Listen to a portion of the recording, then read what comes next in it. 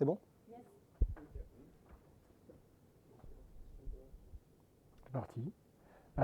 Guide Flow, c'est bien, Guide Butler, c'est mieux. Donc l'objectif de cette conf, c'est de vous présenter un outil qui s'appelle Guide Butler, qui pour l'instant est en train de terminer sa version bêta. On attendait la version 1.0 au 1er janvier, c'est pas encore le cas, mais ça ne devrait pas tarder. Néanmoins, c'est un outil qu'on utilise depuis un bon petit moment et qui nous a paru intéressant de partager parce que vous allez voir, il permet d'aborder Guide de manière plus simple et de faciliter, d'après nous, l'intégration notamment des débutants et des personnes qui ne connaissent pas ou qui ne maîtrisent pas bien Git. Donc de faire du Git plus sécurisé, à moindre frais. Voilà. On vous en dit plus tout de suite. On va commencer par une petite introduction. Qui, parmi vous, utilise Git? Tu l'as utilisé? Ah oui, enfin, quand j'étais développeur. Ah, t'es plus développeur, d'accord. Ouais, chef de projet, je me rappelle. Et les autres, vous êtes plus développeurs non plus. D'accord, ok. Donc tout le monde utilise Git, ou a utilisé Git. Qui a utilisé la CLI plus que le GUI? Si, plutôt CLI qui CLI, ouais, c'est à peu près moitié-moitié. ok. Qui connaît plus de 20 commandes dans la CLI? Ouais, c'est bon, je m'en doutais. On en fait moins les malins, ouais. Si j'avais mis plus de 30, t'aurais dit... Peut-être pas. Peut-être pas. Ok. Qui utilise un flow? Plus précisément Git Flow. Ça fait 2, 3, 4, ouais. Vous le connaissez du coup? Ça va aller plus vite que prévu du coup. Un autre flow, qui en connaît d'autres? Ou utilise d'autres, non, pas forcément. Ou on utilise d'autres? Non, personne. Ok, donc bah, pour ce qui est de Git, petit rappel historique rapide. Git, c'est un outil qui a 20 ans, qui a fêté ses 20 ans en avril dernier. Il y a 100 millions de devs qui utilisent GitHub, qui est la plateforme la plus connue, donc c'est quand même énormément, enfin c'est quand même très très répandu, c'est le SCM de référence maintenant. En 2022, on estimait à 3,5 milliards les contributions à GitHub, donc c'est aussi quelque chose qui est très actif. On a l'habitude de présenter son CV ou de présenter son profil GitHub ou d'aller voir le profil GitHub des gens quand on souhaite les recruter. Donc c'est vraiment un endroit de référence et c'est un outil qu'il faut absolument maîtriser. C'est une compétence dont on ne peut pas vraiment se passer quand on fait du développement. Git, c'est aussi un certain nombre de commandes. Comme on disait, maîtriser 20 commandes, c'est déjà joli au quotidien. 82 commandes usuelles et 63 commandes internes, c'est le package de ce qu'il y a à l'intérieur. Alors ça donne une cartographie un petit peu générale comme ça, c'est une jungle de commandes. On est loin de tout connaître parce qu'il y en a énormément. Et la plupart du temps, les commandes internes sont appelées par les commandes un peu plus externes, les 82 dont on parle, et les 82 elles-mêmes sont appelées par les GUI. Donc généralement, on a des surcouches comme ça qui cachent un peu la complexité, mais ça n'empêche pas de faire appel, d'aller de plus en plus profond. On peut le faire, mais en même temps, les GUI doivent nous permettre de gagner aussi en efficacité. Et plus on se plonge à l'intérieur de Git, plus on a les problèmes, notamment de monter en compétence des nouveaux qui arrivent, des nouvelles qui arrivent dans les équipes. C'est pas toujours simple de les faire bien travailler avec un outil puissant, mais qui dit puissant dit risqué. Alors, on va parler un peu de stratégie de gestion de branche. Donc il y a plusieurs stratégies. D'abord, on va parler des commits. Idéalement, un commit, c'est quoi? Un commit, c'est une fonctionnalité, c'est unitaire. On va essayer de limiter à un aspect du projet. On va également avoir des notions de message. Il faut qu'il soit clair. Il faut qu'on arrive à se retrouver dans l'historique. Il faut qu'on sache ce qu'on fait. Ça, l'idéal, ça va être de simplifier, bien sûr, la lecture de l'historique. Pourquoi? Parce que c'est comme ça qu'on va pouvoir détecter et trouver les bugs facilement. On va tout simplement reprendre l'historique, où est-ce qu'on en était, qu'est-ce qu'on a modifié, ok. Si facilement en lisant le nom du commit, on arrive à savoir ce qu'il y a dedans, c'est quand même plus facile. Et pourquoi on a fait ça, surtout. Et ensuite, on va avoir tout ce qui est notion de commit. À quelle fréquence on va le faire? Est-ce qu'on va le faire de façon régulière? Enfin, ça c'est sûr, on va le faire de façon régulière, mais est-ce qu'on va le faire souvent, moins souvent, etc. Et il va pouvoir trouver un équilibre qui correspond à son besoin et à son projet. Ensuite, on va pouvoir parler de merge. Merge, encore une fois, on va parler de early merge, late merge. Je ne sais pas si ça parle à quelqu'un. En gros, l'idée, c'est est-ce qu'on va merger souvent les branches de façon à éviter d'avoir des grosses différences, ce qui va éviter tout ce qui est gestion de conflits. Parce qu'on est d'accord que la grosse problématique, elle est là quand on travaille en équipe. Quand on a des branches qui durent des mois, des années des fois, quand on va les réintégrer, on va avoir des conflits monstrueux. Et quand on va régler ces conflits, on n'est pas à l'abri de créer des bugs qui en fait ne devraient pas être là parce que c'est une gestion d'un outil tiers. C'est dommage. Est-ce que vous connaissez le rebase? La différence entre le rebase et le merge, ça parle à tout le monde? Ouais, c'est vrai? Non? Bon, on n'est pas là pour parler de ça, c'est pas grave. Mais encore une fois, ça fait partie des stratégies possibles. Si on veut garder un historique propre, on va plutôt utiliser un rebase qu'un merge. Malheureusement, le rebase a des inconvénients, hein. On ne peut pas faire tout ce qu'on veut avec, et on va en parler. Et on va vous le démontrer plus ou moins grâce à l'outil. Sauf que aujourd'hui, quand on veut utiliser le rebase, on le maîtrise assez mal en fait, et on ne sait pas vraiment ce qu'il va faire. On a une vague idée, on a des cas où il ne faut pas l'utiliser, pourquoi, comment, etc. Voilà. L'idée, c'est de s'abstraire de toute cette difficulté. Et enfin, la partie release, on va essayer de séparer les développements des features dans des branches séparées, de façon à ce que chacune arrive quand elle est prête, en fait, et éviter les problèmes de « je suis pas prêt, mais il faut que je parte avec un patch », etc. Donc on va bien séparer les choses en branches. Donc les flows, on en a parlé, le plus connu, c'est le guide flow. Vous ne voyez pas son nom grâce aux plantes, mais vous l'imaginez. Le guide flow a des forces et des inconvénients, hein. Il est standard, il permet de gérer de multiples versions, mais par contre, il a une complexité pour les petites équipes et surtout, il a une adaptation limitée au développement continu. Si vous l'avez en tête, vous avez tous le mécanisme de la branche main, de la branche développe, et puis on a des features qui vont partir, qui vont rejoindre la développe. Mais du coup, avec toute cette mécanique qui va nous rigidifier le système, on va se sécuriser, mais dans un même temps, on va retarder le moment où on va aller en production. Parce qu'il faut que toutes les branches rejoignent la développe, que la développe fasse l'objet d'une release. Quand on est sur un hotfix, on repart de la master. Si jamais ce n'est pas maîtrisé, on a un développeur qui part en hotfix à partir de la développe ou de la master, on va se retrouver avec des soucis. Donc ça va nous sécuriser, mais d'un autre côté, ça va nous rigidifier le processus. Donc ça dépend, comme disait Ganto tout à l'heure, de la stratégie qu'on a appliquée. Donc c'est pas le seul flow, hein. On peut en donner un autre en exemple qui serait le GitHub Flow, mais il y a aussi le GitLab Flow, il y a d'autres flows, hein, qui sont multiples, qui eux vont favoriser par contre le release fréquent. Donc on va plus avoir de branches main et de branches develop avec des features qui vont partir de develop, on va plus avoir qu'une branche main dans laquelle on va tout merger. Toutes les features vont partir de main, vont rejoindre main, tous les hotfix vont partir de main, vont rejoindre main. Du coup on peut release souvent. L'inconvénient, c'est que du coup, on n'a qu'une seule branche, on peut pas faire, on a une structure qui est simplifiée, mais par exemple, on ne peut pas faire de staging intégré, ça ne fait pas partie du système, donc ça va être du release souvent, et puis finalement, on va faire du correctif le plus rapidement possible, de manière à quelque part à les masquer.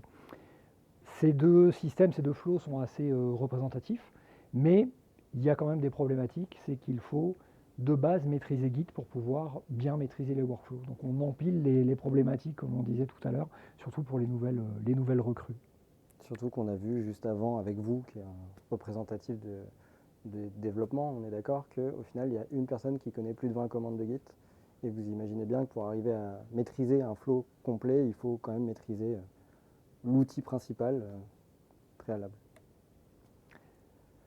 Alors Donc, du coup, on va parler des forces. Git Flow d'abord, alors, quel que soit le flow, hein, ça apporte une structuration. On va faire tous la même chose. Et donc une normalisation, qu'on soit jeune dev ou ancien dev dans l'application, on aura tous la même façon de faire. Donc déjà, ça, c'est plutôt pas mal. Et idéalement, l'historique devrait être le changelog. Enfin, le changelog devrait être l'historique plutôt dans le sens. Bon, ça encore une fois, je vous mets au défi d'y arriver. Bon courage. Parmi les faiblesses, un flow, comme on l'a dit, c'est une stratégie de produit, c'est une stratégie entreprise. Le changement de contexte est compliqué, on va en reparler du changement de contexte.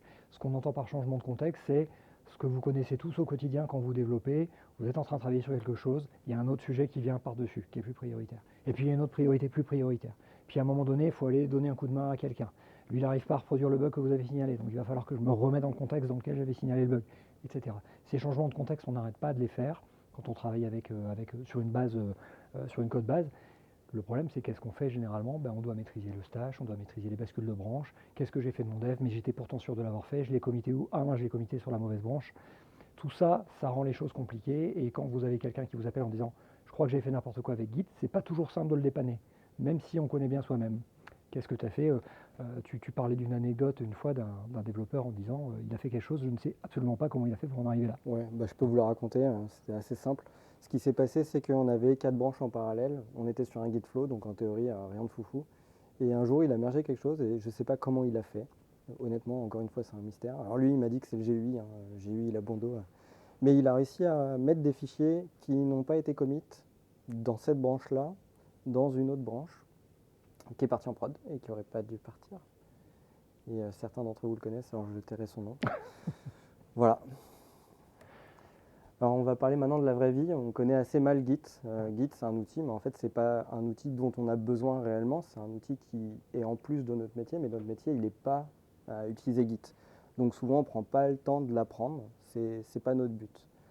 Les workflows, ça amène un lot de contraintes. Ce qu'on a dit depuis tout à l'heure, c'est que il faut connaître Git, mais en fait il faut aller encore plus loin. C'est de la structuration, c'est de la normalisation. C'est beaucoup de contraintes, il faut s'appliquer à les faire, etc. C'est pas forcément facile. Et souvent, on a des priorités métiers complexes à gérer, c'est-à-dire que quand le client il arrive et qu'il nous demande Ok, tu m'as montré quelque chose, mais moi je voudrais que tu me montres ça, et c'est dans une autre branche, mais nous on est en train de travailler, on est obligé de faire des manipulations Git, sauf que lui il s'en fout, c'est pas ça qu'il veut juste qu'on lui montre ce qu'il veut à l'instant T en fait. Faut pas prendre de temps, c'est pas le but, c'est pas de perdre du temps, et c'est ça la vraie vie. Voilà un petit dessin. Merci à Vincent d'ailleurs, soit dit en passant, de comment ça se passe dans la vraie vie. Je vous le laisse lire parce que c'est assez drôle. Je sais pas si vous le connaissiez. Il y a quelques dessins qui sont bien sentis comme ça. C'est ça. Est-ce que vous connaissez ce monsieur? Alors le nom est masqué, Scott Chacon. Non, pas Non, forcément. personne. Comment dire, sa réputation ne le suit pas partout, malheureusement, parce que c'est quelqu'un à qui on doit beaucoup. Il est cofondateur de GitHub, cofondateur de GitButler, l'outil qu'on va vous démontrer ce soir. Il est aussi auteur du livre ProGit, que vous devriez logiquement connaître, parce que c'est le livre de référence sur Git, et qui est décliné sur le site GitSM. C'est pareil, c'est la référence quand on cherche de la doc, c'est la doc de Git à un instant donné. On peut télécharger Git à partir du site, donc c'est un évangéliste, il fait beaucoup de confs. Si vous allez chercher des vidéos sur Internet, vous allez trouver des tas de vidéos dans lesquelles très rapidement il nous perd. Il est en train de parler de détails, il est en train de parler de mécanismes internes de Git, puis très vite on s'aperçoit qu'on est très très loin de tout connaître. Donc voilà. Donc c'est grâce à lui notamment qu'on a découvert cet outil, GitButler. Ils se sont tout simplement posé la question, comment est-ce qu'on peut arriver à faire que Git s'efface un petit peu derrière tout ce protocole dont on a parlé tout à l'heure, pour qu'il devienne à nouveau un outil qui nous rend service sans nous entraver, le moins possible d'entraves, avec le plus possible de puissance. Alors, ils ne sont pas partis de zéro, ils sont appuyés notamment sur Jujutsu, si vous connaissez, la commande JJ, qui fait des choses assez semblables, mais par contre qui est tout en terminal. Il n'y a pas du tout de GUI de base. Donc ils sont allés plus loin, mais en partant des mêmes constats de base, à savoir il faut simplifier les workflows, il faut simplifier les changements de contexte. Apprenez à le connaître. Allez, on va passer à la démo. Si vous avez des questions au cours de la démo, n'hésitez pas à nous arrêter directement. Ok. On n'est pas nombreux, on n'est pas obligé d'attendre la fin pour... Alors du coup, on va commencer avec la... Avant de regarder ce qu'il y a derrière, donc GitButler, on va regarder qu'est-ce qu'on est en train de faire, sur quoi on travaille, etc. Donc là, actuellement, ce qu'on voit, c'est que je suis sur une branche qui s'appelle New Speakers. Il y a d'autres branches en cours. Donc il y en a une autre, Change Primary Color, et une Main. On est sur l'équivalent d'un GitHub Flow, hein, on peut dire ça. On a une branche Main, tout va finir dans Main. On est en train de travailler, donc on a déjà un fichier modifié. En fait, on est en train de rajouter notre talk à une appli que je vais vous présenter, que je vais présenter juste après. Et on est sur un repo Git standard. Et on est sur un repo Git standard. Donc on a une origine, on est sur du GitHub. Voilà, pour l'instant rien de compliqué. On est en train de travailler. Comme n'importe qui voudrait commencer à utiliser GitButler, on n'est pas obligé d'attendre d'être sur un nouveau projet pour commencer, on va pouvoir le faire directement. Le projet, à quoi il ressemble? Forcément, je l'ai enlevé. C'est ça le projet. Donc je parlais de NGBaguetteConf, qu'on ne voit pas, qui est marqué en haut à gauche. NGBaguetteConf, c'est quoi? C'est une conférence autour d'Angular qui a lieu une fois par an depuis l'année dernière. L'année dernière, c'était à Nantes. Les années prochaines, j'espère que ça continuera à Paris. Voilà, on a ouvert les places à l'achat aujourd'hui en Early Bird. Si ça vous intéresse, Angular, n'hésitez pas. Si vous avez des questions, pareil, on pourra en parler après. Et l'idée, c'est qu'on va se servir de ça pour présenter notre démo. Donc, c'est pas du tout fait avec Angular. Le code qu'on va vous présenter n'a aucun intérêt. L'idée, c'est juste de vous présenter l'usage de Git qu'il y a derrière. Donc, qu'est-ce qu'on a fait dans ce projet actuellement? Ce qu'on est en train de faire, c'est qu'on est en train d'ajouter notre propre conférence, ce qu'on vous présente là, à ce site internet qui n'a pas du tout vocation à avoir ce genre de conférence. Hein, c'est un mauvais exemple. Mais c'est un mauvais exemple. Et pour être plus simple, on a ajouté aussi notre photo ici. Jusque-là, rien de compliqué. On va commencer à utiliser l'outil. Pour ça, on va l'ouvrir. Il est là. Donc voilà à quoi ça ressemble. Quand on arrive la première fois dessus, alors pas tout à fait parce que j'ai déjà logué mon compte, parce qu'il faut être logué sur GitHub pour pouvoir l'utiliser. Alors il n'est pas compatible qu'avec GitHub, il est compatible avec GitLab et Bitbucket, mais il est quand même bien plus poussé avec GitHub. En même temps, Scott Chacon, c'est le cofondateur de GitHub, il ne faut pas l'oublier, donc il a favorisé quand même GitHub. Donc on va ajouter notre projet. Notre projet, alors faites-moi confiance, il est par là, Tadix. Voilà. Alors je ne sais pas si vous voyez bien. On peut zoomer. Donc là, ce qu'on va faire, c'est qu'on va lui choisir une target branch. La target branch, ça va être la branche sur laquelle on va cibler tous les devs, en fait, là où tout va se trouver. Contrairement à un Git flow où on a plusieurs branches possibles, develop, main, etc. Là, c'est pas du tout fait pour ça. À l'origine, c'est vraiment fait pour un GitHub flow où il y a une seule branche sur laquelle tout va être ciblé. Donc là, on va prendre main. Ensuite, qu'est-ce qu'il va faire? En fait, il va nous le dire tout simplement. Ce qu'il va faire, c'est qu'il va créer une nouvelle branche à partir de main qui va s'appeler Git Butler Workspace, sur lequel lui, il va appliquer des choses, ce qu'on appelle un workspace. Donc on ne va plus parler de branche, on va parler de workspace avec l'outil. Voilà. Donc là, j'ai créé, j'ai rien fait. Et qu'est-ce qu'on voit? On voit que ma branche target, c'était main, que j'ai une branche new speaker qui est là, sur laquelle j'étais déjà en fait. Donc pour l'instant, il n'y a pas grand-chose qui a changé. On voit que j'ai un commit en cours qui a déjà été fait, que j'ai un fichier modifié. Est-ce que tu baisserais peut-être un petit peu la fenêtre, parce que Je tu as de la peux, je place en peux. bas et on ne voit pas le haut. Ah, Est-ce que super. vous voyez mieux? Vous voyez? Ouais.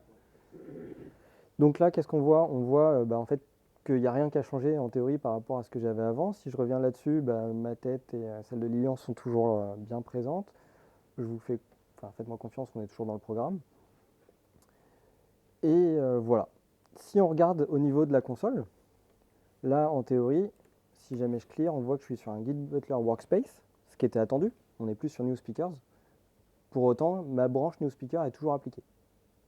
Déjà, c'est la première chose un peu bizarre. Comme je vous dis, on ne travaille plus en branche, on travaille en workspace. Et sur un workspace, on va pouvoir avoir plusieurs branches appliquées en même temps. Oui, c'est un des gros intérêts. Alors la première chose à noter, c'est qu'effectivement, on reste sur du guide standard. Il n'est pas en train de créer une base de données derrière, il n'est pas en train de trafiquer ni les sources, ni réinventer un système compliqué à côté de Git. Il se sert vraiment de fichiers standards de Git, il se sert du point Git, du fichier point Git pour stocker absolument tout ce qu'il a à stocker. Il a créé une branche qui a tout ce qu'il y a de plus standard. La seule chose, c'est qu'il va avoir un espèce de système de hook derrière pour dès qu'on va faire des opérations que va vous montrer Yanto. Et il va créer des commits, il va supprimer des commits, il va créer des commits qui vont merger plusieurs modifications. Bref, il va faire un reflet dans le workspace de cette application de multiples branches, chose dont on n'a pas l'habitude, parce qu'avec Git, vous avez normalement l'esprit bien formaté. Je travaille sur une branche à un instant donné. Et on le dit souvent à un débutant, ok, tu as fait ça, explique-moi, tu es sur quelle branche? Tu voulais faire quoi exactement? D'accord, tu es dans quel contexte? Mais on parle de branche. Là, on est sur le contexte workspace. On peut avoir de multiples choses appliquées à un instant donné. Exactement. Et on va le voir en détail.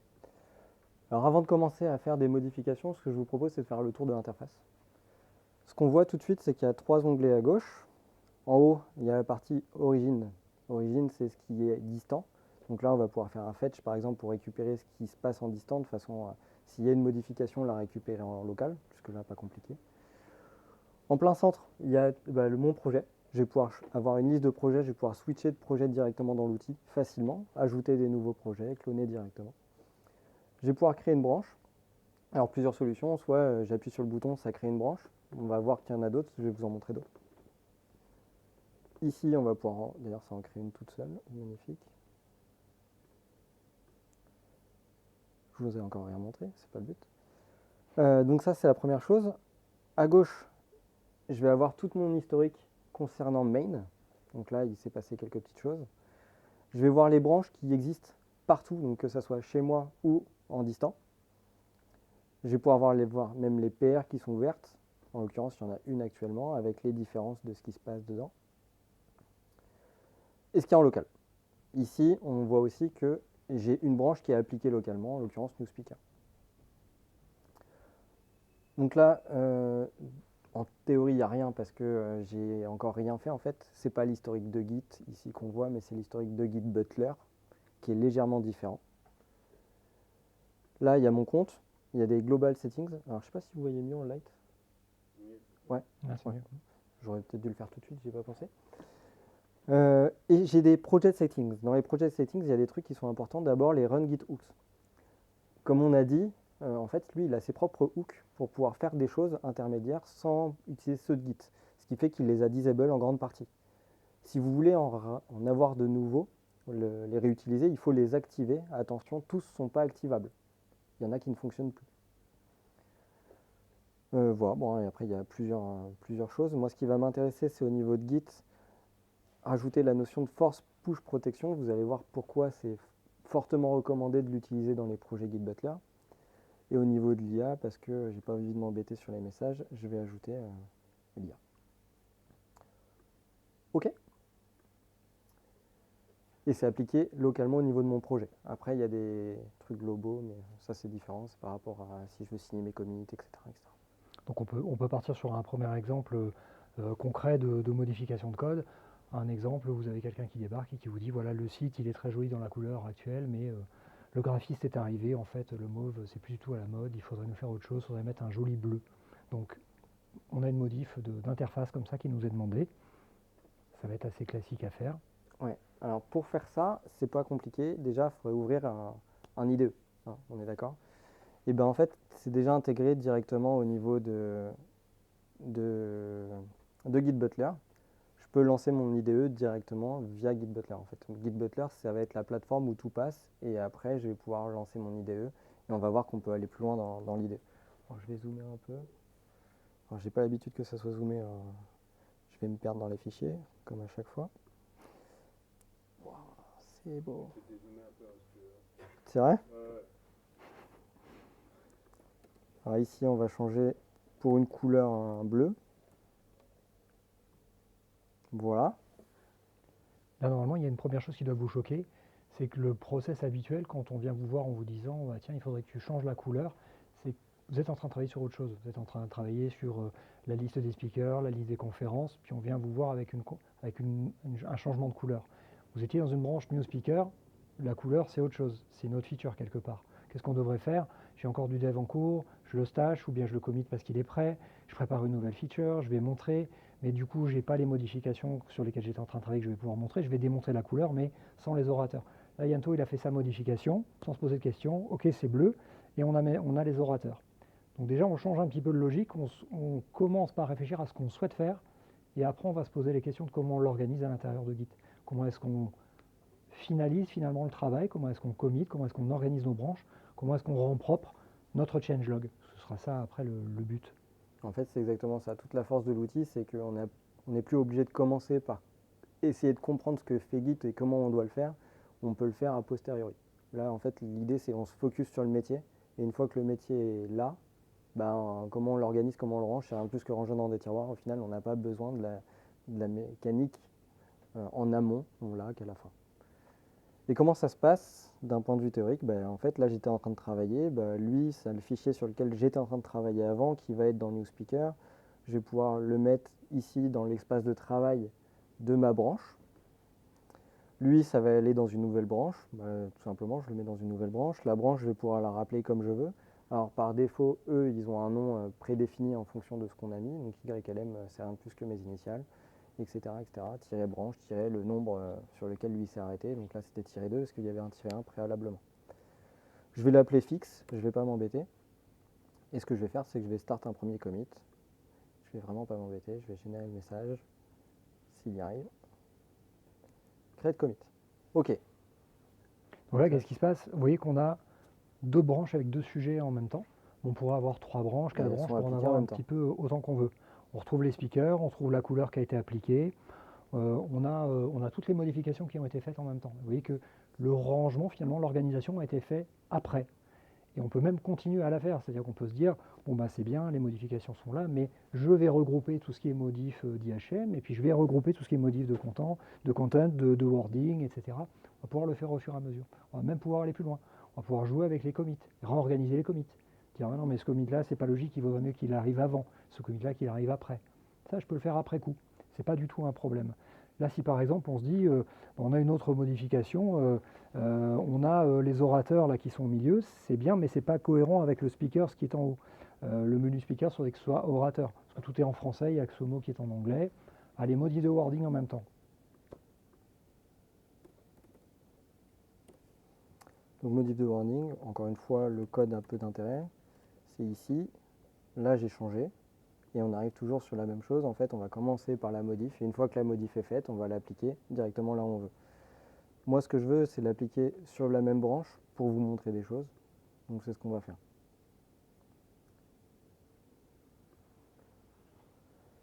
Donc là, on se retrouve avec 2 features à l'intérieur de la même branche.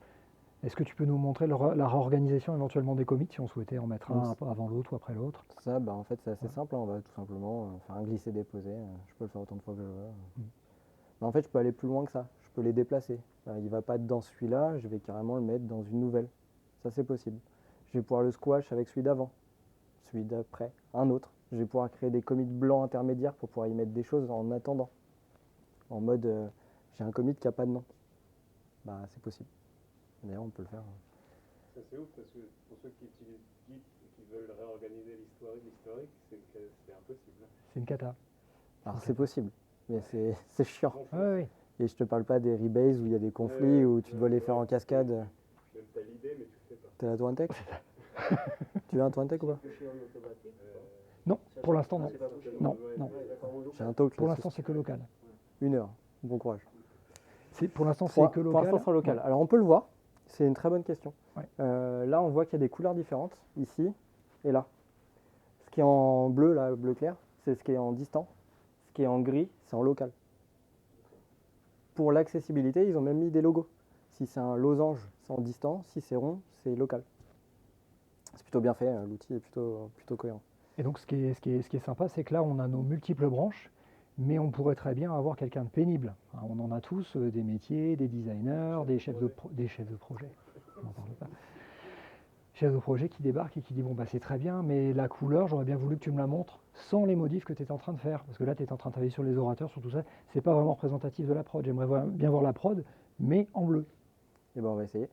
Donc là, ce que je vais vous montrer, c'est que je vais apply une partie des branches sur lesquelles on travaille, en laissant en cours, sans comité, ce sur quoi j'étais en train de travailler. Donc en fait, avec un fichier qui, on ne sait pas trop ce qu'il va le devenir. Quand on le fait, on n'a plus que ce qui est en cours. Donc en théorie, il n'y a plus nos têtes. Alors, après le rafraîchissement, il n'y a plus nos têtes. Mais c'est toujours bleu. Ça, c'est un peu ce qu'on attend. Et puis, tu as gardé les orateurs. Les orateurs, c'est parce que je l'ai mis dans la même branche. Ici, si je veux la récupérer, donc ça va être New Speaker, il va falloir tout simplement la réapply, parce que là, c'est pas trop compliqué. Je peux les ordonner aussi, si j'ai envie. Ça, c'est visuel. Hein. C'est visuel, c'est toi pour t'organiser dans ton travail. C'est visuel, et puis ça va être aussi un ordre de, je dis pas de bêtises, si c'est toujours comme ça que ça fonctionne. Non, c'est que quand tu vas avoir du travail qui est en attente d'affectation à une branche, quand tu vas committer, il va l'affecter dans la première branche. Ça va être. Alors justement, ça le fait plus parce que c'était le cas au départ, mais le logiciel a beaucoup bougé. Maintenant, en fait, le workspace, il a une stack à lui, et en fait, c'est à nous vraiment de définir à qui il faut la donner. Si on le définit pas, ça crée une nouvelle branche. Ça a changé. Ouais, ça c'est aussi un truc intéressant, si tu peux affecter un fichier par défaut à une branche. Chaque fois que tu vas le committer, il va automatiquement le mettre dans la bonne branche. Et là, ce qu'on voit, c'est qu'on a un work in progress qui a été en fait commité en intermédiaire avec ma modif que j'avais tout à l'heure. Donc là, qu'est-ce qu'on ferait nous si jamais on voulait le faire correctement avec une seule branche en classique? C'est soit je fais un reset soft en n'ayant pas peur, en me disant je vais récupérer en local, puis je vais refaire un commit propre. Parce que je ne sais pas si vous savez renommer un commit. Voilà. Alors c'est possible, je tiens à vous le préciser. Et c'est tellement possible qu'il suffit d'appuyer sur Edit Commit et c'est fait. Donc en fait, on n'est même pas obligé de passer par ce genre de système. Nous, c'est ce qu'on ferait naïvement parce qu'en fait, on ne connaît pas bien Git. Mais lui, il connaît bien Git, alors il sait faire des choses que nous, on ne sait pas faire. Et ce qui est intéressant, c'est que cette mécanique de branche, on peut la détourner un petit peu. Parce que le fait d'appliquer ou de ne pas appliquer une branche, moi, à titre perso, par exemple, je m'en sers pour faire ce qu'on fait, par exemple, dans un stage, c'est-à-dire que j'ai un fichier qui est commité de base, qui est un fichier de settings à blanc, mais pour mes développements locaux, pour des simulations que j'ai besoin de faire à un instant donné, j'ai certains settings en dur que j'applique. C'est quelque chose que je ne vais jamais commiter, que je ne vais jamais pousser, mais j'ai une branche pour autant, c'est une espèce de branche virtuelle, c'est une branche locale que j'applique quand je fais les tests locaux. Et je l'unapply quand j'ai besoin d'avoir quelque chose de représentatif de l'environnement de recette, par exemple, pour qu'il soit quelque chose d'un peu plus figé. Et on peut aller plus loin avec ce genre de mécanisme. On est d'accord que du coup, on n'a pas peur Parce qu'en fait, ils sont appliqués à une branche locale, ils partiront jamais dans la branche sur laquelle vous travaillez. C'est ce qui se passe d'habitude. Ah mince, j'ai envoyé mes settings. Oups, c'est pas ce que je voulais. Ah mince, c'est en prod, j'ai cassé la prod. Bon, bah là, on n'a plus le problème. En fait, on verrouille ce genre de problématique. Un autre aspect sur lequel il est très pratique cet outil, c'est pour justement les résolutions de conflits. Là, Yanto est en train de pousser ses modifs vers GitHub, donc on voit c'est passé en bleu, donc les modifs sont bien montés. Pour autant, depuis un petit moment, il a un auto-refresh qui s'est fait, qu'il a paramétré sur 15 minutes, qui lui dit attention, là en upstream, il y a un commit qui a été fait. Il y a quelqu'un qui a travaillé sur le projet, c'est logique, il y a des gens qui travaillent dans l'équipe, qui ont poussé des modifications, et ton local, ton workspace, n'est plus à jour. Il faudrait que tu fasses un pull. Ce qui se passe quand on fait un pull, généralement, en mode classique, c'est que il faut que je bascule sur la branche que je veux pull, je vais la pull, mais est-ce que j'ai en cours de travail, je vais le stash ou je vais le commit, parfois on commit un peu trop vite parce qu'on se dit oui, j'ai absolument besoin de récupérer ces modifs. Est-ce que je vais pouvoir les merge? C'est pas sûr, je vais probablement avoir des conflits. Donc, toutes ces questions-là, quand il y a quelque chose à récupérer en upstream, ça peut vite devenir un peu une angoisse. Certains même vont attendre de pull le plus tard possible, mais ce n'est pas forcément une solution, parce que plus on repousse, et comme on disait tout à l'heure, Ça le fait late partie de la merge, stratégie. voilà, ça, c'est pas toujours habile. Early merge, late merge, c'est ça. À quel moment je vais pull, pourquoi, quand, comment, etc. Des fois on en a besoin, des fois on n'en a pas besoin, on peut attendre. Avec cet outil, on n'a plus de questions à se poser. En fait, il suffit de cliquer sur le bouton. S'il y a des conflits, c'est noté, avant même que je le fasse. Parce que là, j'ai rien appliqué, j'ai juste appuyé sur un bouton. Et en fait, notion de rebase, pareil, quand on pull, on peut choisir de faire de l'auto-rebase ou pas. Là, on peut le choisir par branche. Moi, je vais rester sur du rebase, qui me propose de base, ça me va très bien. Et en fait, sans crainte, je vais pouvoir cliquer même s'il y a des conflits. Ça, encore une fois, c'est assez rare. On a un conflit, il nous le dit, c'est en rouge, mais notre appli fonctionne encore. On est d'accord que d'habitude, quand on a des conflits, on est dans la merde, on est obligé de tout traiter tout de suite. Si on ne traite pas tout de suite, ça ne marche pas. Vous n'avez plus rien à faire. Et voilà, là, c'est pas vrai. En fait, on peut attendre de corriger plus tard. Qu'est-ce qui se passe derrière? En fait, il a disable le commit, tout simplement. Il nous dit ce qui est en conflit. Et tous les fichiers qui sont dans ce commit sont tout simplement ignorés. Et là, en l'occurrence, on a récupéré la couleur verte qui avait été poussée dans la PR qui était en distant. Donc, temporairement, Yanto a perdu sa couleur bleue, son magnifique bleu, mais il a le choix maintenant de l'appliquer, de ne pas l'appliquer, de garder ce qui était upstream ou bien de réappliquer ce qui était en local en faisant une résolution de conflit. Ouais. Juste avant de vous faire la résolution, je vais vous montrer qu'il y a deux notions. Donc, comme on est sur un pool et qu'on a fait un rebase, on a réécrit le commit en fait. Du coup, il me dit que je ne suis pas tout à fait sur ce qui se passe en distant. Donc, il me montre qu'il y a deux choses. Il y a celle qui est en distant et celle qui est en local, vu que pour l'instant, je suis en attente. Et du coup, on n'est plus sur un push, mais sur un force push. C'est assez intéressant aussi à voir. Parce que du coup, il sait faire la part des choses. C'est à lui de décider, c'est pas à nous. Il va le faire pour nous, on n'aura pas de question à se poser. Et comme on a mis la petite protection du force push, on est sûr qu'on ne va pas non plus écraser les modifs des copains s'ils en ont fait en intermédiaire. Bon, n'empêche, on va le résoudre ce conflit parce que c'est la grosse problématique. Et ça, encore une fois, pour nous aider, il va nous permettre de l'ouvrir directement dans l'éditeur de notre choix, en l'occurrence moi VS Code. Je vais garder mon Aquamarine parce que j'aime bien Aquamarine. Et quand je reviens, en fait, il a directement détecté comme quoi il a été résolu. J'ai rien fait, je suis pas rentré dans une interface bizarre, j'ai pas cliqué sur un bouton, j'ai pas fait de git commit, j'ai rien fait. Et quand je fais un save change and exit, normalement, quand on revient, on a récupéré la couleur que moi je veux, de façon certaine, et elle est nouvellement appliquée en fait. Si jamais on va tout merger, c'est bien celle-là qui sera prise, il n'y aura plus de notion de ouais ok mais il y a un conflit plus tard, non là c'est fini, il n'y aura plus de conflit, c'est acté.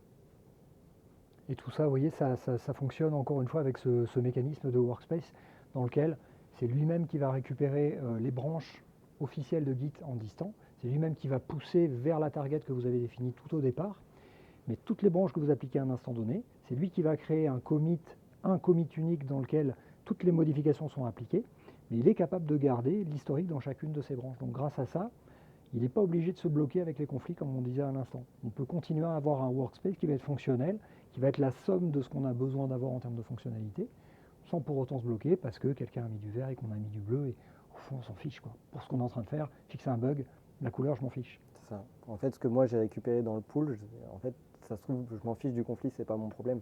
J'avais juste besoin de récupérer quelque chose pour pouvoir continuer à travailler, je peux continuer sans problématique et régler mon problème plus tard. Bah, peut-être quand le développeur sera là pour me dire pourquoi il y a un conflit alors qu'il ne devrait pas, ou pour faire un choix. Là, typiquement, c'est une couleur.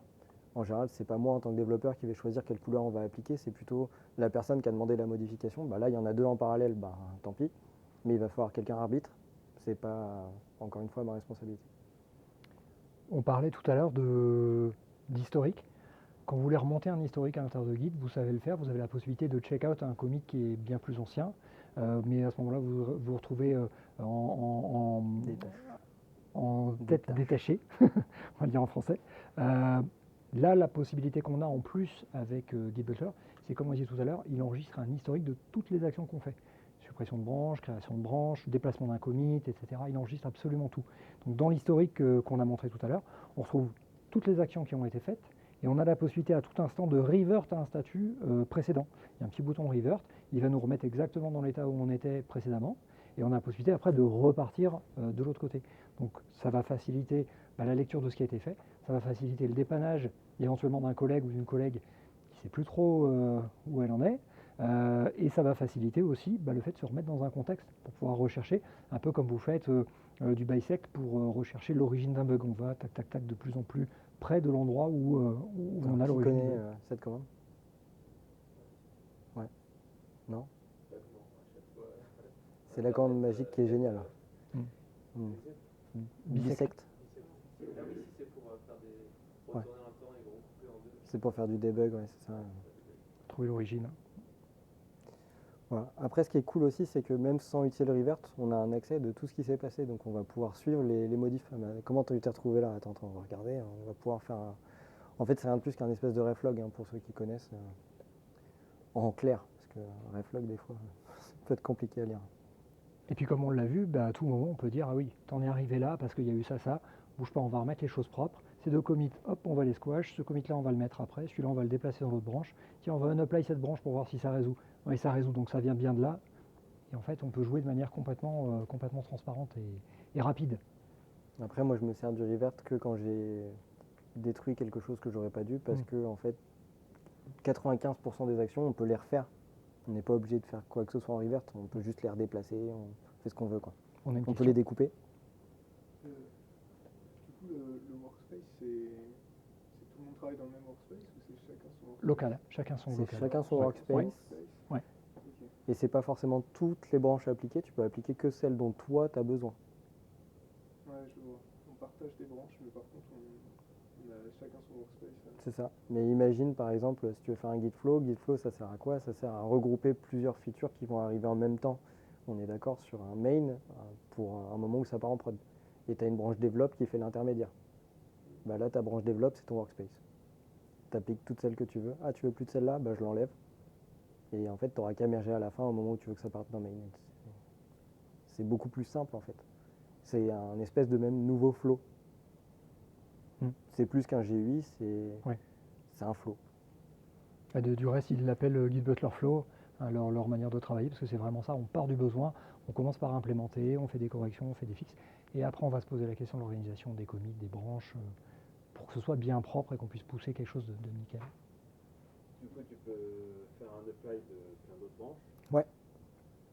Si entre ces deux branches, les deux branches que tu vas apply, il y a des conflits. Conflit local. Eh ben on l'attendait. Bonne question. On va le montrer. Donc qu'est-ce que je vais faire là? Je vais ajouter un conflit théorique avec une des branches là tout de suite en la faisant.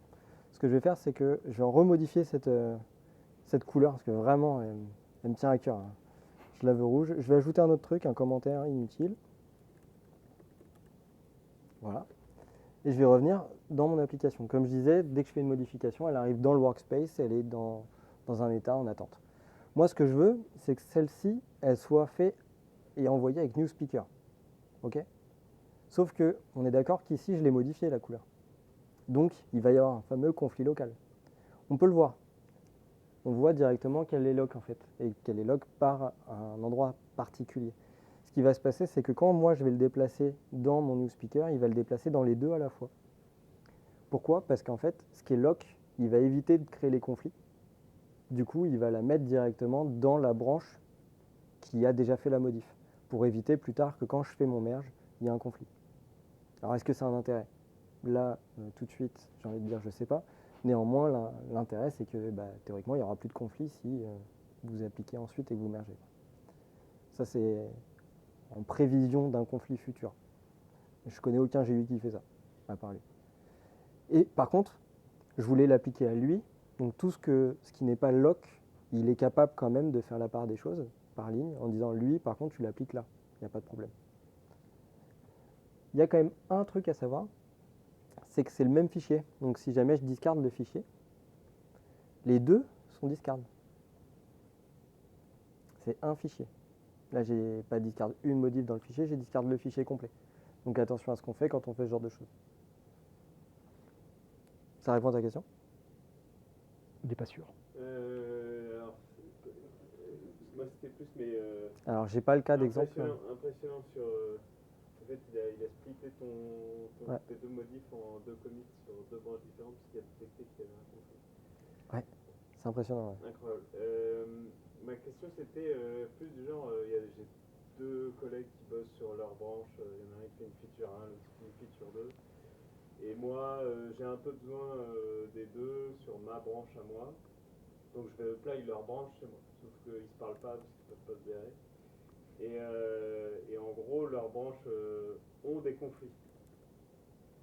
C'est pas, enfin, c'est un cas très pratique, très particulier, je pense. Mais On essaye. oui. Ce que je vais faire, c'est que là, j'ai créé une branche avec le fameux rouge là, qui va me créer le conflit. Je vais réappliquer le fixe. Donc là, je suis dans le cas de tout à l'heure et j'ai mon conflit qui va arriver de l'autre branche. Ouais. Il est en conflit avec. Je te cache pas, j'ai jamais essayé. Ouais. Ça se trouve, j'ai explosé la démo. Il peut pas l'appliquer. Donc il a enlevé celle qui est en conflit. Donc il peut pas appliquer. Il peut pas appliquer. Donc il peut pas appliquer les deux. Parce que, okay. Ouais. Du coup, il les a. Donc tu sais aussi qu'il y aura un conflit. Oui, là tu sais que tu as un conflit entre tes deux branches. Okay. Et du coup, il a une apply l'autre. C'est ça. Ce qui est incroyable quand même. Et je pense qu'il y a pas mal de cas qui vont être résolus aussi par le fait que chacun dans son coin, travaillant avec Guy Butler et poussant des PR, on va aussi avoir de la résolution au moment des PR, au moment des merges des PR. Et du coup, ce que tu vas récupérer aura déjà été un peu clean. Aura déjà été un peu résolu. C'est avec ce cas-là, pour qu'il arrive, c'est vrai pour que dans l'équipe ça ne parle pas trop et que les autres n'appliquent pas les branches des autres dans leur workspace, c'est un peu débile. Des Ou des branches legacy qui ont des années et des années. Ça peut arriver par contre. Mmh. Mais il s'en sort plutôt bien. Ouais. Ah, on est presque à une VR. Hein. Donc là, on a montré les conflits locaux. Ouais. Combien de temps vous bossez avec cet outil? Depuis quelle version 0.2. Ouais, là c'est une 0.18. 0.2. J'ai connu ça tôt à cause de mon collègue qui a fait des trucs chelous et je voulais lui trouver un outil facile à prendre en main et qui fasse les choses correctement, qui soit visuel, parce que lui, il voulait pas apprendre Git. Et, il a arrêté l'informatique du coup? Non, il a démissionné, il est parti dans une autre boîte. Mais non. Après, le plus drôle là-dedans, c'est que suite à avoir commencé avec cet outil, il a appris Git. Ah oui. Parce que ça l'a motivé, il a commencé à comprendre visuellement comment ça se passe. Et une fois qu'il a commencé à comprendre comment ça se passe, il a voulu en savoir plus. C'est assez drôle. C'était pour pas qu'il apprenne que je lui ai présenté. Au final, il utilise la ligne de commande maintenant. Mais ce qui est intéressant, c'est qu'on peut le mettre dans les mains vraiment de quelqu'un qui est débutant, en mettant en place un mode op assez simple. Et comme on peut revenir en arrière à tout moment, c'est assez safe de confier l'outil à un développeur débutant qui va maîtriser, comme on disait tout à l'heure, son job de base, ça va être de maîtriser les outils de développement, les langages, les stacks qu'on a à dispo. Ça, si en plus, ça ne doit pas venir en entrave, ça ne doit normalement pas nous empêcher de travailler au quotidien. Ça nous faciliter les choses, quand même, avant tout. Donc, c'est quand même une marche intéressante pour cette approche-là. Si on avait de super formations guides dans les écoles, ce serait génial. C'est malheureusement... Mais si, il y en a. J'en donne une il n'y a pas longtemps. Pas toujours le cas. Ce qui est intéressant aussi, ce qu'on aurait voulu vous montrer, c'est que là, on a parlé d'utiliser l'outil, mais vous allez peut-être sortir de là, et on l'espère, avec l'envie de l'essayer. Mais qu'est-ce qui se passe si jamais l'outil ne plaît pas? Qu'est-ce qui se passe si jamais j'ai besoin de faire quelque chose que l'outil ne fait pas? Typiquement, Yanto est en train de travailler avec Git Butler, il s'éclate avec Git Butler, il le teste, mais le reste de l'équipe ne l'utilise pas. Vous utilisez un Gitflow standard, vous êtes en local sur vos machines et lui, il est en train de travailler avec son workspace en local. Qu'est-ce qui se passe s'il doit faire une feature en Gitflow et puis la pousser et puis revenir après? Est-ce que c'est possible de switcher avec et sans Git Butler? Alors, je vais nuancer le propos. On va commencer par la première C'est une partie. question. Parce qu'il y a un truc assez sympa que tu as dit que j'avais jamais pensé à dire d'ailleurs. C'est si on ne travaille pas sur les mêmes branches et qu'on fait. Enfin, il y en a, ils ne travaillent pas avec Git Butler. En fait, ça pose aucun problème parce que le Git Butler Workspace qui est sur mon PC restera sur mon PC. Il ne sera jamais commité. Il ne sera jamais envoyé en distant. Donc, ça, c'est la première chose à savoir. Moi, je peux travailler tout seul. Les autres ne le savent même pas, en fait. C'est mon problème. Maintenant, si moi, je veux sortir de l'outil parce que finalement, je l'ai utilisé et qui ne correspond pas à mon besoin, parce que par exemple, je veux faire un Gitflow, bah, je vais vous montrer comment on fait. Alors déjà, on n'est pas forcément obligé de sortir de l'outil. Quand on est ici, on va pouvoir choisir, c'est pas ici, je me rappelle plus où c'est. Ici, non, c'est pas là, je sais plus où c'est. Là. Je vais pouvoir changer ma branche target. Donc on est d'accord que qu'est-ce qui se passe dans la vraie vie? Bah, si je suis sur un Gitflow, je veux plus main, je veux develop, ou je veux plus develop, je veux main, et je veux switcher de l'une à l'autre. Alors là, il me bloque parce que bah, tout simplement, j'ai deux branches appliquées. Donc si je l'ai une apply, bah, je peux passer à l'un à l'autre et recommencer comme si je travaillais classiquement. En fait, c'est rien de plus que réinitialiser le projet avec une nouvelle branche target. Ça, c'est la première solution. La deuxième qui me plaît plus, parce que moi, je suis plutôt ligne de commande, je vais tout simplement switch vers la branche main sur laquelle je travaille. Et là, je vais pouvoir faire n'importe quoi de ce dont j'ai envie, commiter classiquement, push, etc. et revenir dans l'outil plus tard. En fait, ce qui est assez cool, c'est que même dans l'outil, je suis en mode dégradé. Ce qu'on voit, c'est que tout est grisé à gauche, là. Je peux même plus fetch, je peux plus rien faire. Par contre, j'ai quand même accès à l'historique de ma branche. J'ai le minimum local, théorique de ce que je peux faire. Et j'ai un bouton Back to Workspace. Si par contre je veux revenir à Git Butler, bah, j'ai juste à cliquer sur un bouton. Et lui, il va tout réappliquer comme c'était avant. Ça aussi, c'est incroyable. Il a stocké mon workspace. J'avais ça d'appliquer. Ok, bah tu vas revenir à ça d'appliquer. Après, j'ai pas essayé si jamais les branches n'existent plus. Il y a peut-être des cas. Il y a peut-être des cas encore un peu bizarres. Mais voilà. Mais comme ça reste du Git standard derrière, bah, tout ce qu'il a fait, c'est que finalement, il est reparti sur la branche Workspace, Git Butler Workspace, et puis il a réappliqué les commits des branches appliquées à un instant donné pour refaire un commit unique. Et du reste, là, si tu fais un git log pour voir le dernier log, on va voir la tête du dernier commit, du commit virtuel un peu, que lui se bricole. Voilà, vous voyez, ça c'est la tête du commit que lui fait automatiquement. Ce n'est pas un commit que Yanto a fait, c'est le résultat des différents commits des différentes branches appliquées à un instant donné. Et il nous explique, voilà, c'est un merge de différentes branches virtuelles. Vous retrouvez à l'intérieur la branche Intel qui est partie avec telle tête. Vous avez les SHA-1 de chacun des commits. Donc c'est documenté, c'est pas un truc très obscur, ça reste du Git, là, comme je vous disais. Ils font appel derrière à la lib standard de Git, d'ailleurs, pour s'interfacer. C'est du Rust. Ce commit-là est virtuel, parce que jamais trop commit, c'est pas commit. C'est commité sur la branche qui partira jamais en distant en fait. En local. C'est celle qui va rester en local. Exactement. Après, Sachant que cette branche, elle n'est pas unique, il peut y en avoir plusieurs. oui. Le Git Butler Workspace, c'est la première, mais il peut y en avoir d'autres. Parce que des fois, il a besoin de sauvegarder des changements d'état ou des trucs comme ça, et lui, il s'en sert comme ça. Entre autres. Parce que dans le point Git, il a lui-même des choses qu'il ajoute pour avoir par exemple son historique, etc. Ça va un peu plus loin que ça, mais c'est hyper intéressant ce qu'ils ont fait. Et est-ce que ce serait intéressant de partager des workspaces? Genre, j'ai un workspace recette que tout le monde pourrait tirer, c'est dans lequel le manager il a choisi des branches à appliquer.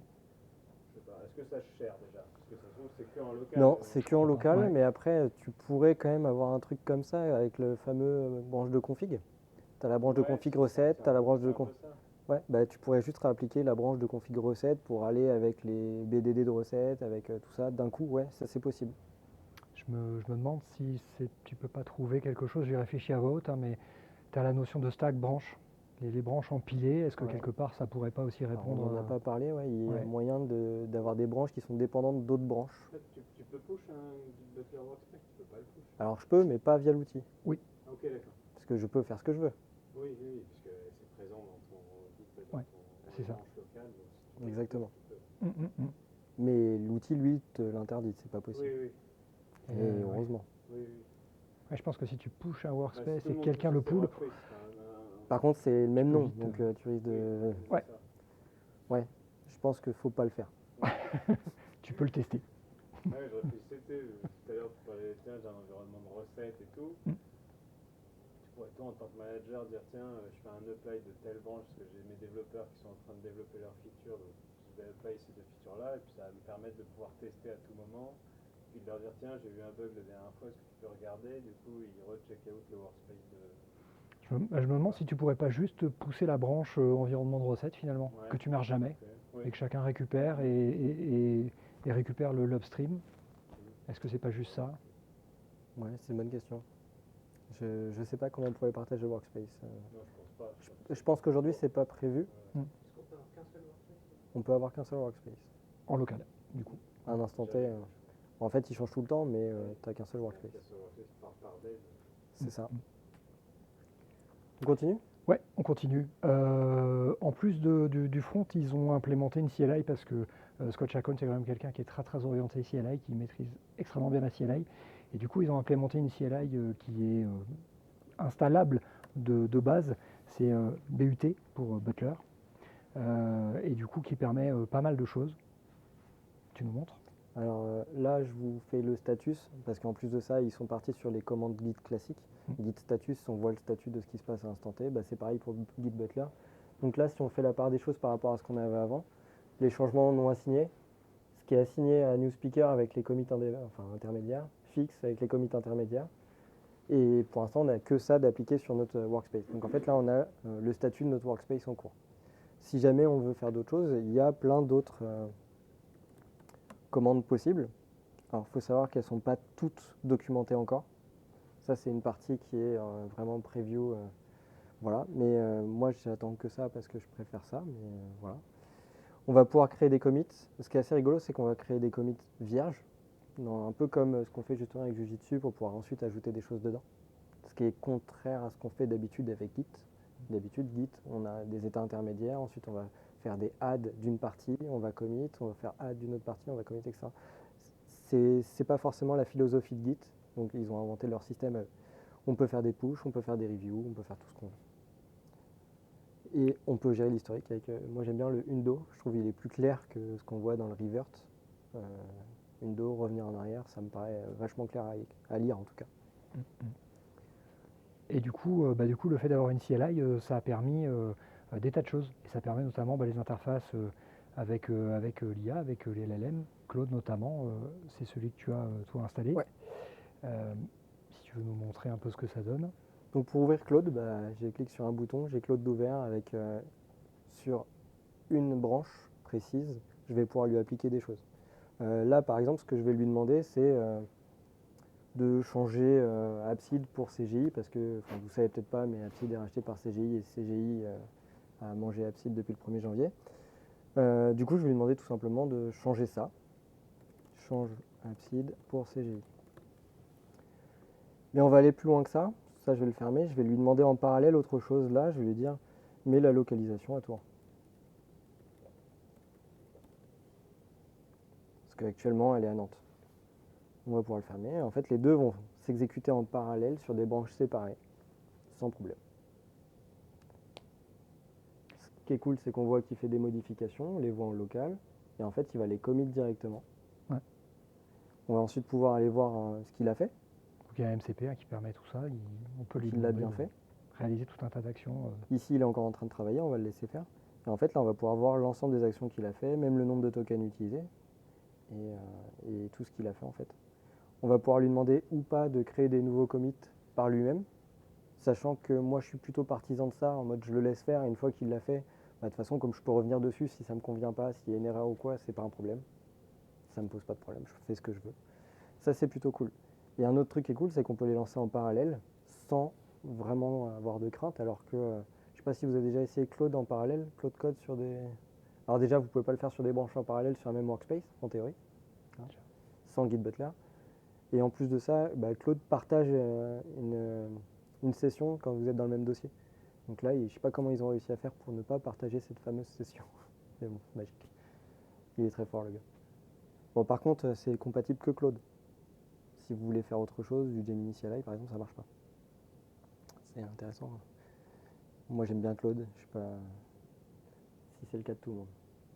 Si vous êtes intéressé, l'outil est open source, hein, d'ailleurs il est hébergé sur GitHub. Donc si vous voulez aller voir comment est-ce qu'il est fait, faut pas hésiter à participer, à envoyer des pull requests. C'est aussi intéressant de voir comment la magie opère derrière.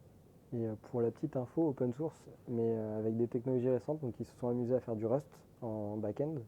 En front, c'est du Tor, je sais pas si vous connaissez Tor. Enfin, c'est du Tori pour faire le fait que ça soit embarqué. En fait, c'est une technologie web derrière, c'est du Svelte, embarqué derrière Tori pour faire une discussion entre un faux back et un faux front, entre du Svelte et du Rust. C'est très efficace, c'est très rapide et franchement, c'est pas mal.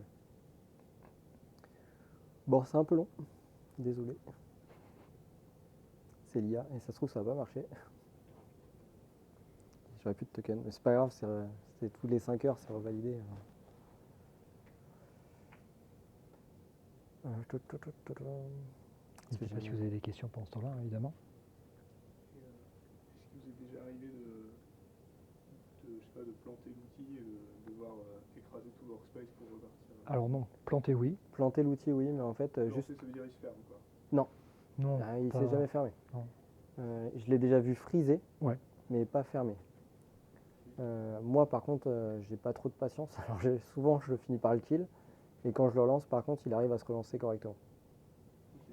Comme ça reste du Git derrière, comme ça reste un format qui est assez stable, qui passe par la lib standard de Git, que les objets sont avec des CRC derrière et tout, c'est assez stable. Il n'y a pas de Après, c'est corruption. de moins en moins vrai. Hein. Tu vois que là, il n'y a pas Ouais. trop de plantage, alors qu'on fait quand même des trucs qui sortent de l'ordinaire. On essaye de le casser, là, l'outil. Hein. C'est arrivé pas mal. C'est par le arrivé. passé, hein, ouais. Mais il y a des moments où on se marchait plus dessus, en mode, faut vraiment pas qu'on se rate dans l'ordre, parce que c'est pas dit que ça marche si on fait la démo. Quoi. Là, on est beaucoup plus serein qu'avant. On sent qu'il se rapproche d'une version release. Après, ce qu'ils ont fait aussi, ils sont passés sur une politique de se diriger justement vers une release. Il y a des tas de features qu'ils ont mis de côté. Il y avait des choses qui étaient présentes avant qu'ils ont retirées. Ouais. Notamment, ils review. envisagent de mettre en place un. On va en parler. On va en parler après. Ouais, je l'ai en Ok, on attend que ça se stream finisse. parce qu'il est plus accessible. Mais bon. Donc là, il a mis one point de Tours. Alors, il n'y a pas de one point à Tours. Dommage. Bon, il a fait un mix entre donc 3 rue de Lavoisier à Nantes. C'est le one point de Nantes. Hein, mais bon, il l'a fait à Tours. En même temps, tu as été un petit peu vague hein, sur ta commande. Oui, après, le but, il n'était pas là. Hein, c'était juste de montrer que c'était possible d'en faire en parallèle. Voilà. On va push tout ça parce que c'est bien de push. Qu'est-ce qu'on avait après? Bah, le système justement peut-être de parler des PR. Les PR, du coup, de parler des PR, tu veux dire? Bah, les PR, le système qui est prévu pour les PR, parce que les PR le sont Butler standards. Review. Ouais, le Butler Review. Je l'ai en image à la fin sur la conclusion. Ok. Mais à la fin. Après, on peut parler des PR parce qu'en fait, on peut tout gérer par ça. Ça, je ne l'ai pas dit. Mais en fait, quand on a créé ici une PR, on peut la voir, mais on peut aussi la merge si on souhaite, etc. On fait un peu tout ce qu'on veut. Il y a les checks qu'on voit directement ici, on peut l'ouvrir. Toi, tu as créé une PR, mais tu n'as pas mis sur ta fille la merveille? Bah, c'est obligatoire. C'est la target qu'on la a target. définie au début. C'est celle, Ouais. c'est Newspeaker. Du coup. Ouais. Non, la target, non, la c'est target, main. Non, c'est main. Ouais. Elle est là, la target. Donc en fait, dans tous les cas, ce sera main. C'est celle que tu as mis au début. C'est ça. Je peux la voir, mais en fait, je peux même la merger. Je suis pas obligé d'aller du tout dans l'outil GitHub. Je peux squash merge aussi, je peux rebase, je fais ce que je veux. Donc là, je vais le faire d'ailleurs. Rien ne m'en empêche. Ça me le marque, j'ai un upstream, je peux le récupérer, je le valide. Il va me l'intégrer, du coup, il me l'enlève. Enfin, Il limite la branche. bah oui, vu qu'elle est intégrée. Donc lui, il détecte, il a des couleurs différentes. C'est plutôt cool. Un autre truc que j'ai pas dit, qui peut être intéressant, c'est si jamais je les squash alors qu'il y a déjà quelque chose en distant, il va me dire oula, t'as fait un truc bizarre, attention, t'as des nouveaux commits qui sont distants que tu devrais récupérer, etc. Donc là, j'ai deux solutions. Soit je configure quelque chose pour pouvoir récupérer tel que c'était avant parce que je me suis planté, soit je force push pour que ça se voit plus et ma vérité, c'est la bonne. C'est un choix. Mais on a encore une couleur différente. On a 3 couleurs différentes, enfin 4. On a le violet pour tout ce qui est intégré. On a le bleu pour tout ce qui est distant, le gris pour tout ce qui est chez moi, et le orange quand il y a un conflit entre les deux, qui sont gérables avec un simple clic au final. Mais tout est visible, il n'y a rien de caché. Ça, c'est plutôt cool. On repasse sur la démo, enfin la présentation. Je pense qu'on a fait le tour.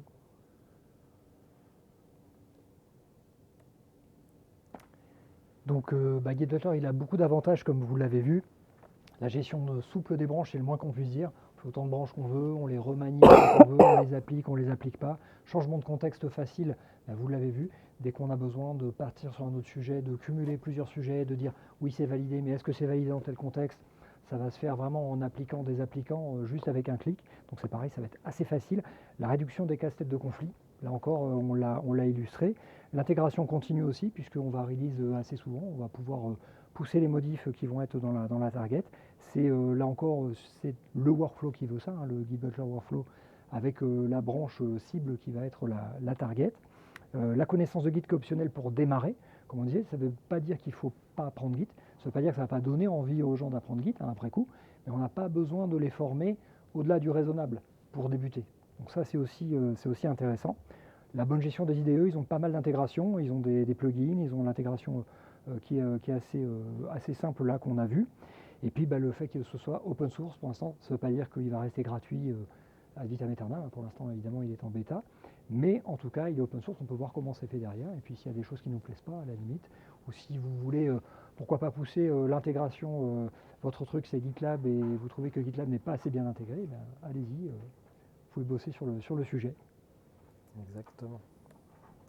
Alors par contre, il y a des inconvénients. D'abord, toujours en bêta, donc il y a des évolutions régulières, soudaines, des fois destructrices par rapport à ce qu'il y avait avant. Comme on disait, il y a le Butler Review qui a disparu, etc. Donc il y a des trucs que moi je vois un intérêt encore plus important qu'on n'a pas pu vous montrer parce qu'ils ont caché des choses en attendant. Parce que leur but c'est de la lancer, en fait, de faire connaître l'outil. Un deuxième truc qui m'horripile personnellement, c'est que l'origine est obligatoire. En fait, on est obligé d'avoir quelque chose de distant. Je ne sais pas si ça vous arrive à vous de travailler sur un Git local où il n'y a même pas de distant. Là, c'est pas possible. S'il n'y a pas ça, ça ne marche pas. La compatibilité avec Gitflow est limitée. Alors, on a vu qu'il y a moyen de tricher avec soit le switch de target branch, soit on sort et on fait des choses. Mais néanmoins, ça reste limité. C'est pas un choix de l'éditeur. Demain, ils ne veulent pas forcément, et ils ne veulent pas d'ailleurs du tout proposer Gitflow. Ce n'est pas leur but. L'intégration des hooks, alors pour ceux qui ont des trucs un peu chiadés où ils commencent à avoir des checks, des noms de commits, etc. Alors ça marche plus du tout avec l'outil parce que tout simplement les hooks sont stoppés et bloqués. C'est volontaire et c'est logique, c'est compréhensible vu qu'eux-mêmes ont des commits intermédiaires avec des noms particuliers qui leur correspondent, etc. Et comme on a parlé de gratuit, forcément c'est une entreprise, il va falloir qu'ils gagnent de l'argent et la question c'est comment. Alors moi j'ai déjà des bonnes idées mais on verra. Je m'avance pas. Donc what's next pour Git Butler, la version 1.0 qui est très très attendue comme on le disait, qui était attendue en début d'année, qui devrait plus tarder. La gestion avancée, MCP, CLI comme on disait qui est en train de se faire. Les Git Butler Actions qui sont sur le côté, qu'on ne vous a pas montré non plus, mais ça a même disparu, voilà carrément, il y a peu de temps c'était encore visible. Et puis le Butler Server, pour vous en dire deux mots, ça va être la possibilité, l'objectif c'est qu'on puisse pousser plusieurs fois une PR, et qu'on puisse commenter et avoir des retours, faire un ping-pong entre le développeur et puis la personne qui fait la relecture derrière. Donc voilà, cette partie elle est bonne, mais par contre, je te fais des remontées de critiques, de choses qui sont à changer, des refactos à faire. Ça, tu l'as implémenté, c'était pas nécessaire, c'est déjà présent dans une lib, etc. etc. Il y aura le ping-pong qui va se faire comme ça, et on va garder l'historique du ping-pong qui va se faire entre le développeur et la personne qui fait la review, et possibilité de repousser la review un peu plus loin. Donc le but, c'est que ce soit hébergé dans une interface propre à Git Butler sur leur serveur, donc c'est pour ça que ça s'appelle le Butler Server. Mais on a déjà eu l'occasion de tester des previews de cette version et c'est assez intéressant dans le concept. C'est assez cool de voir qu'on n'est pas obligé finalement d'aller jusqu'à avoir une PR absolument propre, nickel, avant de la pousser et de la soumettre. On va pouvoir pousser des brouillons d'une PR jusqu'à ce qu'elle devienne en fait, ils ont surtout réimaginé la façon dont on travaille nous avec les PR. Ce qu'on fait, c'est que quand on a la review d'une PR, on refait un commit. On est d'accord, tout le monde fait ça. Je corrige en refaisant un nouveau commit. J'applique les corrections demandées par telle personne, etc. Ou un message plus explicite. Mais en fait, c'est un commit qui ne devrait pas être là, quelque part. On est d'accord que c'est un truc qui va polluer l'historique. Chaque commit doit être indépendant, etc. Sur la branche.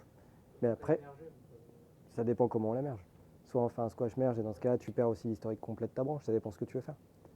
Si tu veux être réellement propre, tous tes commits intermédiaires doivent avoir une fonctionnalité, ce qui te permet de trouver un bug. Aujourd'hui, on squash merge parce qu'on n'a pas le choix, mais si en fait tu avais le choix, est-ce que ça serait vraiment la bonne solution? Après, ça dépend de ta politique de PR, parce que si tu veux des petites PR que tu fais modifier, normalement, bah, tu auras quand même Par paire suffirait t'auras quand même un commit pour les retours éventuels de ta paire. Alors toi, tu les mergerais peut-être après ensemble. Ça, c'est un choix. Mais là, l'idée, c'est d'aller plus loin que ça. En fait, toi, tu ferais des force push avec des versions différentes de ton commit. Tu corrigerais directement le commit impacté. Tu committerais plus au niveau de ta PR, mais au niveau de ton commit. En fait, c'est une pré-PR, si tu veux. C'est s'il y a un truc qui me choque dans le commit parce que c'est pas bon, parce qu'il y a une faille de sécurité, etc., elle apparaîtra plus du tout. Par contre, eux, ils ont fait une solution. Alors là-dessus, ils sont incroyables. Ils ont réussi à faire qu'entre deux commits, dont un détaché, ils fassent une diff entre les deux et ils gardent les infos des deux. Donc tu peux avoir des différences de version entre ton commit 1 et ton commit 2 sur un même commit qui a été force push. C'est magique. C'est des dieux. Donc ça, on l'attend avec impatience. Ouais, mais ça pour l'instant ils l'ont annulé. Et du coup, ça exactement. Probablement. C'est mon Ouais, idée probablement. principale. En même temps, ça sert pas, C'est sert ça. pas aux personnes théoriques, ça sert vraiment aux entreprises. Ça, on est d'accord, c'est pour avoir un truc au plus propre à la fin. Voilà. Bon, après on se présente vite fait. Moi c'est Yann Thomas Lemoigne. Je suis tech lead chez CGI. Je suis membre d'Angular Dev France. Angular Dev France, c'est l'association qui promeut Angular au niveau YouTube, qui permet de faire NGBaguette Conf, dont je suis le cofondateur et je suis également sapeur-pompier volontaire à l'UNE. Et moi, je suis Lilian Forget, donc je suis responsable projet SI au sein du groupe Covea. Et je suis Padawan conférencier, puisque ça fait très peu de temps que je suis Yanto sur cette Un an, quand aventure. même. Ça va faire un an. Ça va faire un an, voilà, mais c'est très peu. Merci de nous avoir suivis, d'avoir participé. Merci de votre intérêt, merci d'être venu surtout. Et au niveau temps, on est bon ou pas? Ça vous est déjà arrivé de perdre quelque chose? Ouais. Guide Butler